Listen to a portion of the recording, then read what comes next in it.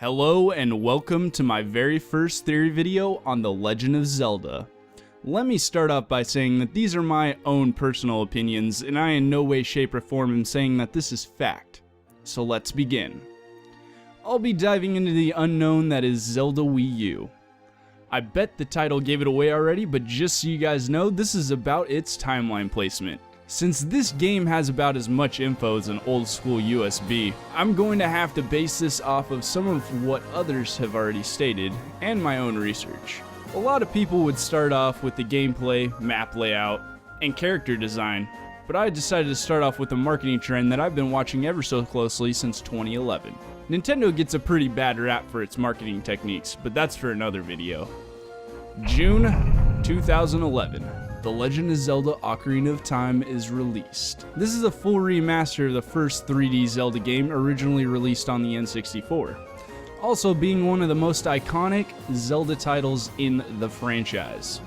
November 2011, The Legend of Zelda Skyward Sword is released, the origin story of this epic franchise. If you guys haven't checked this one out and want to know more information on it, go ahead and go on over to part 2 of my Zelda timeline breakdown. I'll explain a little bit more there. In December of the same year, Nintendo released Hyrule Historia. The name pretty much explains itself. Moving forward a couple years, Nintendo released Wind Waker HD in September of 2013. A couple months after that release, they brought out A Link Between Worlds. Now, you may be asking yourself, why the heck is this guy bringing up all this? But don't worry, I'll clear that up very shortly. Now we jump forward to February 2015. Nintendo releases The Legend of Zelda Majora's Mask 3D, a remaster of the N64 version and a direct sequel to The Legend of Zelda Ocarina of Time. I hope you guys are still following me on this one. So now to address my theory. If you guys haven't already guessed it, I believe Zelda Wii U will be placed directly after Majora's Mask. Let me explain my reasoning. Based off the marketing trend I just explained, it would be smart for Nintendo to make this move. First off, Nintendo released Ocarina of Time 3D as sort of a refresher for all of us old fans and a way to introduce newcomers to the franchise to this story. Along with Ocarina of Time, Nintendo released Skyward Sword and Hyrule Historia to give us fans something to chew on, bringing together a whole new way to piece together the storylines of these games. In 2013, Wind Waker HD was released for the Wii U. This game was meant to hold us over till Zelda Wii U came out. Well, that didn't happen, but I digress. The same year, Link Between Worlds came out. I only mention these two games because if you look in Hyrule Historia, they fall on either side of the timeline. Link Between Worlds coming right after Link to the Past in the Downfall timeline, and Wind Waker HD being the first game in the adult timeline. I believe Nintendo was attempting to refresh these two sides of the timeline to give people a better understanding on what exactly was going on. Last but not least is Majora's Mask 3D. This is where it really comes together. Being as it's a direct sequel to Ocarina of Time, I believe it's solid evidence of Zelda Wii U being placed after it in the timeline. Fans of the franchise look to Ocarina of Time as a reference point. It's one of the most popular games in the franchise, and the story is still fresh in everyone's head, especially since Majora's Mask is the newest remaster. As I stated before, these are my own personal opinions, so take them very lightly. Let's get into some more evidence of Zelda Wii U falling after Majora's Mask in the timeline. If we inspect the timeline a bit more, we can see that the child era has been somewhat neglected along with the adult era. Now, it can't fall in the adult era with the events of Spirit Tracks breaking the curse placed on Zelda and Link in Skyward Sword.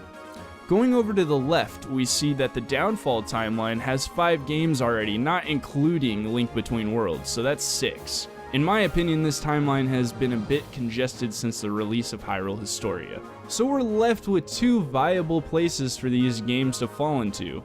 The first one would be after Skyward Sword, just before the events of the Minish Cap. I'll explain my reasoning on why this game won't be placed after Skyward Sword. If we look back to the story told at the beginning of Minish Cap, it tells of a Picori bringing with him a sword and a golden light. The hero of the story is known as the Hero of Men. Now, if you guys have played Minish Cap, you'll know that the blade that they speak of is a Picori blade, also known as a Four Sword. From the footage we've got so far of Zelda Wii U, we've yet to see Link split into 4, and we really haven't gotten any mention of the Picori. On the other hand, we really haven't been given any info to debunk that theory either, but to me it really just doesn't make any sense. The second place Zelda Wii U could fall into is directly after Majora's Mask. If we look at that timeline, there's a huge gap in between Majora's Mask and Twilight Princess. Also, there's nothing to be said from either game about the time between them, leaving it open for Nintendo to play with.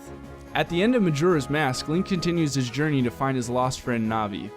The Hero of Time was never seen or heard from again until he was reintroduced in Twilight Princess as a Hero Shade.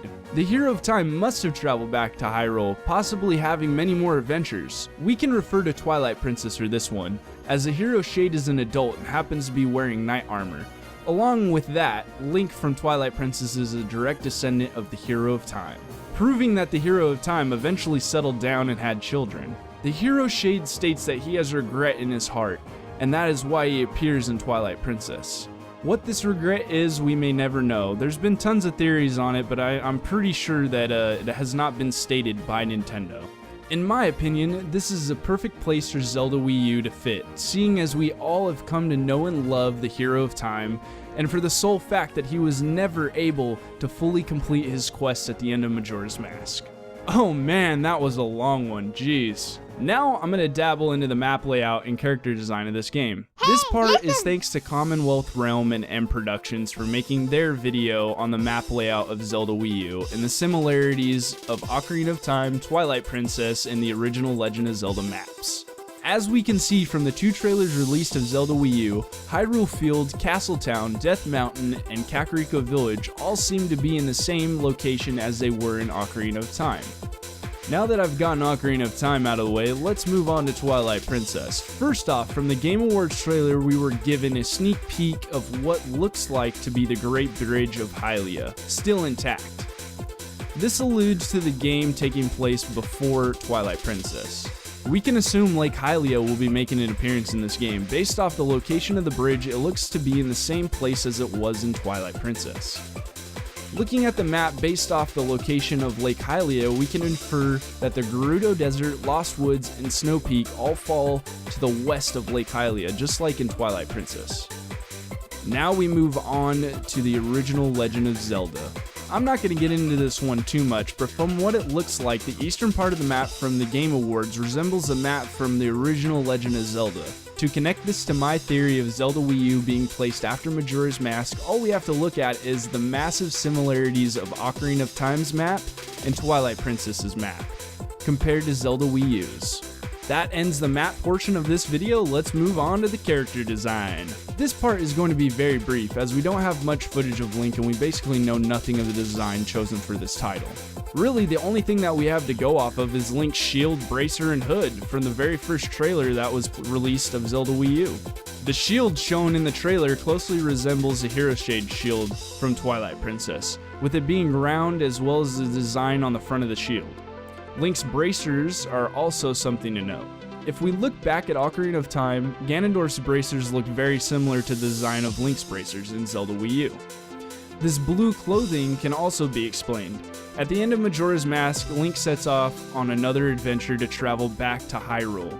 Of course, Link grew out of his old tunic, resulting in him acquiring new clothes. With the Hero of Time being a traveler already, this also explains his bracers and hood that he wears in the trailers. In Ocarina of Time, adult Link became accepted by the Gerudos. With Link being sent back in time at the end of the game, it erased some memories of Link from the Gerudos, but not vice versa. So Link could have traveled to the Gerudo Desert after Majora's Mask to train with them, explaining the bracers and hood a little bit better. But that's just a little theory of mine. Well, my friends, that will be the end of my very first Zelda Theory video. If you guys have anything to add to this theory video or better timeline placement, let me know down below. Feel free to ask any questions as well. I'll be more than happy to elaborate. You guys all have a good one. Remember to like, comment, subscribe, and I'll see you guys on the next one. Peace out.